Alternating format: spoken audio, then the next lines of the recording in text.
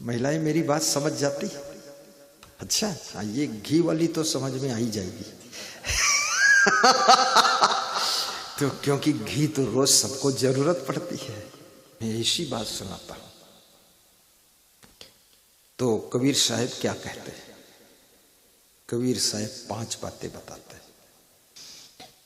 और गृहस्थ आश्रम कैसे धन्य हो सकता है, ऐसा नीतिकार चाणक्य से पूछा है किसी ने कि गृहस्थ आश्रम धन्य कैसे हो। तो गृहस्थ आश्रम को धन्य करने के लिए 2 श्लोक आपको सुनाऊंगा, आनंद ही आनंद हो जाए। आज सुनाऊं कि कल सुनाऊं?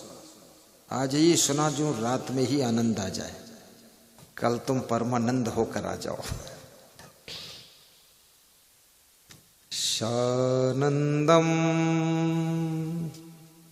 सदनम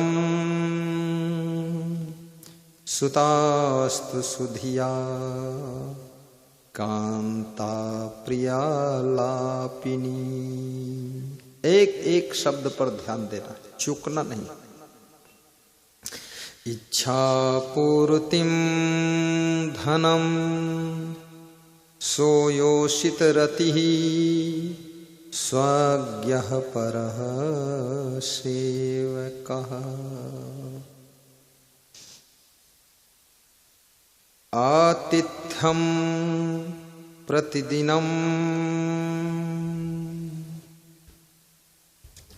शिवपूजनं मिष्ठान्नपानं गृहे। साधो संगम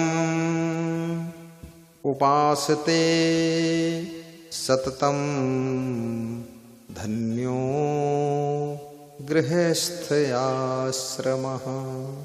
गृहस्थयाश्रमः। ये श्लोक गुरु जी ने बहुत भाव से हमको सिखाया था कैसे बोलना है। देखिए, बोलना बहुत बड़ी कला है। बोलना आपको मैं सिखाऊंगा, ये कला कैसे बोलना है।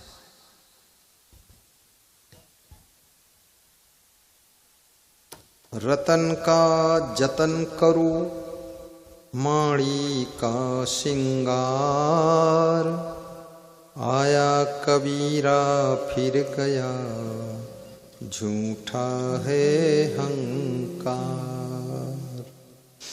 आपा तजय हरि भजय, नख सिख तजय विकार। सब जीवन से निर्वैर रहे, साधु मता है सार। संत कबीर कहते हैं, आपा तजय 5 बातें जीवन का फार्मूला बनकर तैयार हो चुकी। कबीर कहते हैं जीवन जियो, लेकिन जीवन में आपाधापी ना हो। जीवन में मैं ही सब कुछ कर रहा हूं ऐसा भाव ना हो। ऐसा भाव हो कि सबके सहयोग से सब हो रहा है।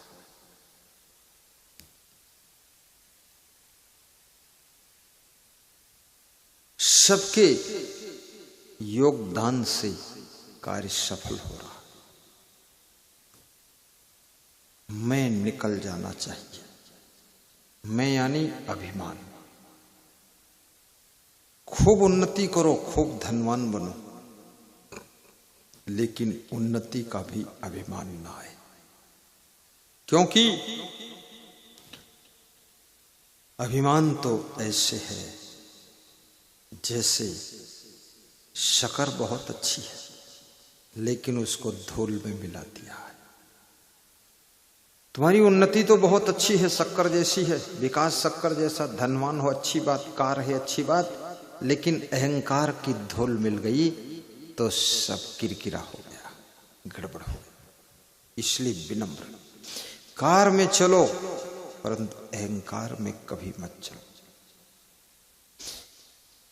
घर में कार हो, हृदय में संस्कार हो। अच्छी बात सभी की स्वीकार हो, बुराइयों का बहिष्कार हो, दुर्गुणों का तिरस्कार हो, और गुरु जी की वाणी हृदय में अंगीकार हो, अंगीकार हो। किस झाड़ू जब तुम लगाते हो घर में तो आप देखते होंगे, झाड़ू लगाते हो तो जो कूड़ा है, कचड़ा है, धूल है, उसको झाड़ू से निकाल निकाल कर कूड़ेदान में डाल देते हो। फिर वो कचरा वाली गाड़ी आती तो उसमें भर देते हो, कचरा वाली आ गई। लेकिन तुम जब झाड़ू लगाते हो तो घर की कुर्सी, टेबल, बेडशीट, घर के गिलास, कटोरी, चम्मच, लोटा, जग, मग, बाल्टी, इसको तुम झाड़ू के साथ घसीट कर कूड़ेदान में नहीं डालते हो, इसको उठाकर झाड़कर एक साइड में सुरक्षित रखते हो, केवल कचरा निकालते हो। याद रखना, इसी तरह से अपनी जिंदगी का जो कचरा है, गंदगी है, बुराई का कचरा है, दुर्गुणों का कचरा है, गंदी आदतों का कचरा है, सत्संग रूपी झाड़ू लेकर के इस कचरे को निकाल कर बाहर करो, अपने जीवन रूपी घर को शुद्ध बना लो। जय। जी हाँ, नहीं जय बोला बेटी ने, अभी तक कोई जय ही नहीं बोला, उस बेटी ने स्टार्ट किया है। क्या नाम बेटी? अनुसुईया, अंजुला बहन। इसके पति का नाम क्या है? बहादुर। बस मैं सोचा तो था बहादुर की पत्नी है, क्योंकि कायर की पत्नी जय बोल ही नहीं सकती। इतनी बहादुरी से बोला है तो उसका पति तो बहादुर होगा ही। अंजुला बहन, अंजुला भाई, उनके घर भी गया हूं, बहुत सेवा किया। मैं सबके घर चला जाता हूं, क्योंकि भाव की भक्ति है। कोई किसी के राजमहल नहीं है, लेकिन जो है गुरु महाराज आ जाए सब राजमहल बन जाएगा। गुरु महाराज आए। उदय सिंह खोखर शिक्षक के घर भी गया, कांति सिंह के घर भी गया, और एक घर और पड़ोस में था, तुम्हारा चचेरा था, अंकल जी के घर भी गया हूं। कमलेश परमार के घर को तो पूरा भर दिया हूं, बहुत गया हूं। लक्ष्मण के भी घर गया हूं। लक्ष्मण कहाँ छुपा हुआ है, ढूंढो, ये देखो। अरे ऐसा ऐसा कपड़ा पहना पहचान में नहीं आता है। कल सभी भक्त व्हाइट पहन कर आ जाना, व्हाइट व्हाइट, ठीक। उनके घर भी गया। नरेश देवल पटवारी साहब के भी घर गया, और गोपाल जिनके घर 3 दिन पिछले साल ठहरा था, गोपाल ना, उसके घर भी गया। जिसके घर गया नहीं हूं तुम भी बुला लेना, नहीं तो घर में मैं कुछ कर दूंगा फिर तुम्हारे।